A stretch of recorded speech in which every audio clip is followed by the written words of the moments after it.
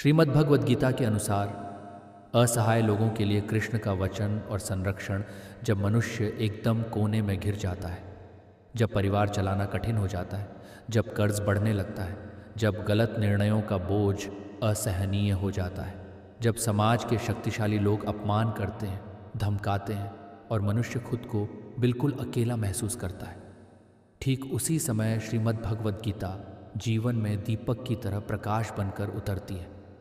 क्योंकि गीता उन लोगों के लिए सबसे प्रभावी है जो असहाय हैं, निराश हैं, रास्ता खो चुके हैं।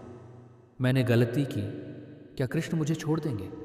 गीता कहती है मनुष्य गलती कर सकता है, असहाय होने पर वह गलत निर्णय भी ले सकता है।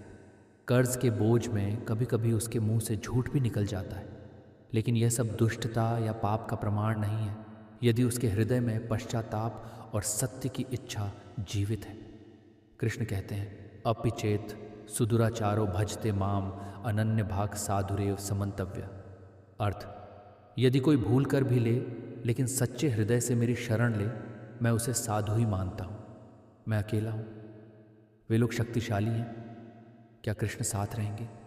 अर्जुन ने भी कहा था मेरे विरुद्ध ताकतवर लोग खड़े हैं, मैं कमज़ोर हूँ, मेरे पास कोई सहारा नहीं है, मुझे भय लग रहा है।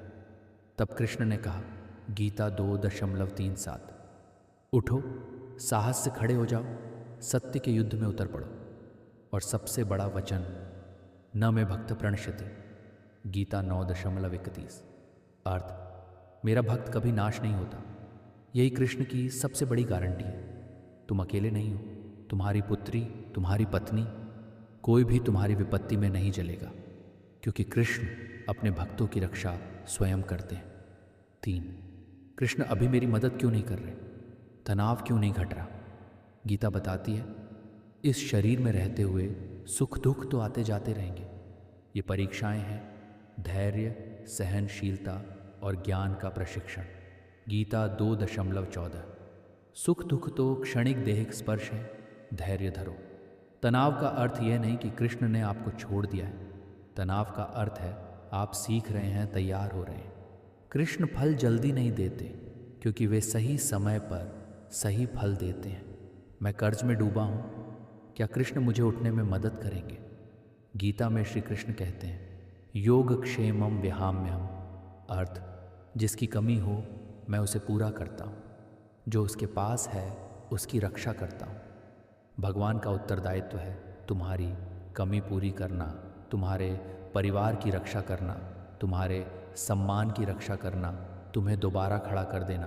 तुम्हारा कर्ज कृष्ण देख रहे हैं, तुम्हारी आंखों का आंसू भी वे देख रहे हैं।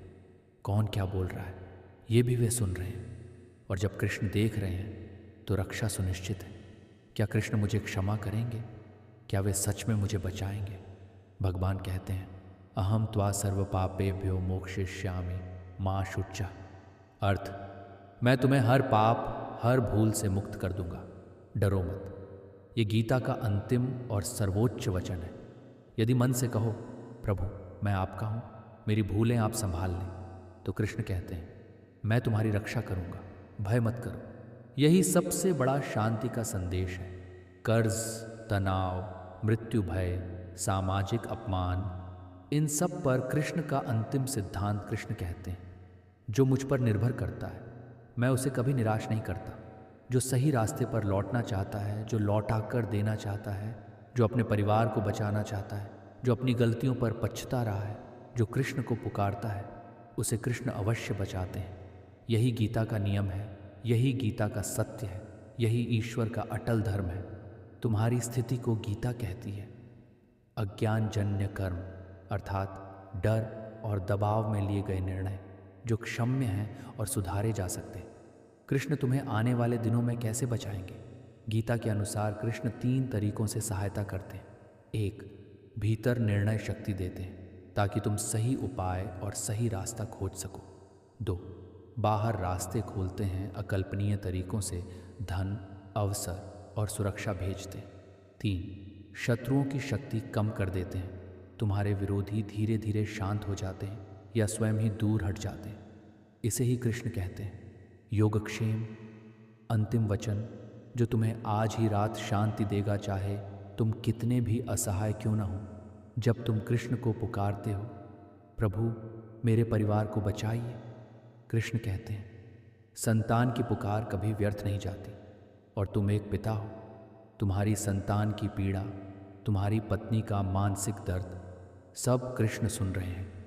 इसलिए तुम नष्ट नहीं होगे, तुम्हारा परिवार सुरक्षित रहेगा, तुम्हारा कर्ज कटेगा, तुम्हारा सम्मान लौटेगा। कृष्ण तुम्हारे लिए रास्ता खोलेंगे, क्योंकि न मे भक्तः प्रणश्यति, गीता 9:31। अर्थ, मेरा भक्त कभी नष्ट नहीं होता।